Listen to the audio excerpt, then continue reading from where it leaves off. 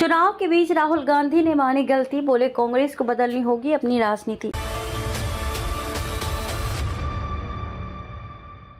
नमस्कार, मैं खुशी और आप देख रहे हैं स्वतंत्र भारत न्यूज। आइए नजर डालते हैं इस वक्त की बड़ी खबर पर। कांग्रेस नेता राहुल गांधी के एक बयान की खूब चर्चा हो रही, जो उन्होंने शुक्रवार को उत्तर प्रदेश की राजधानी लखनऊ में दिया था। इस दौरान उन्होंने अपनी और अपनी पार्टी की गलती स्वीकारी और उसमें सुधार लाने की बात कही। साथ ही उन्होंने ये भी कहा कि देश के संस्थापकों की अपेक्षा की तुलना में संविधान लोगों की कम मदद कर रहा है। ये सफलता के साथ साथ विफलता भी है।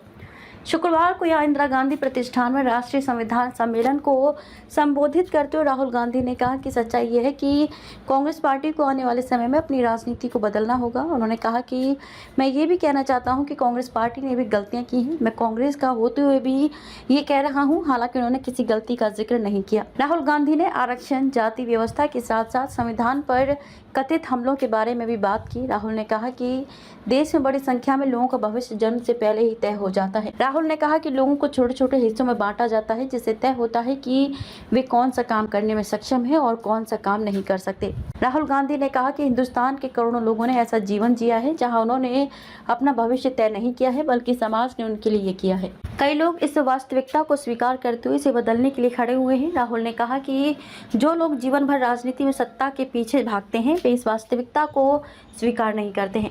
वे कभी भी अपनी या दूसरों की वास्तविकता को स्वीकार नहीं करते। उन्होंने अपनी भारत जोड़ो यात्रा का जिक्र करते हुए खुद की स्थिति स्पष्ट की। गांधी ने कहा कि सच्चाई ये है कि मैं जनता की आवाज हूँ। मैं भारत जोड़ो यात्रा में समझ गया कि मैं जनता की आवाज, जनता का दुख दर्द हूँ और इसके सिवा मैं कुछ हूँ ही नहीं। कांग्रेस नेता ने कहा कि मुझे और किसी चीज में रुचि नहीं है। अब सवाल उठता है कि आगे क्या करना है। किसी का नुकसान नहीं करना है। सबसे पहले हिंदुस्तान की जो सामाजिक सच्चाई है उसको देश के सामने रखना है।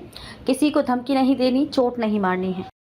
अब तक के लिए बस इतना ही। फिर होगी आपसे मुलाकात ऐसी एक और बड़ी खबर के साथ। तब तक के लिए नमस्कार और देखते रहिए स्वतंत्र भारत न्यूज। ऐसे ही लेटेस्ट अपडेट्स के लिए हमारे चैनल को सब्सक्राइब करें और तुरंत नोटिफिकेशन पाने के लिए बेल आइकन प्रेस करना ना भूलें। यदि आप हमें फेसबुक के माध्यम से देख रहे हैं तो हमारे पेज को फॉलो जरूर करें। धन्यवाद।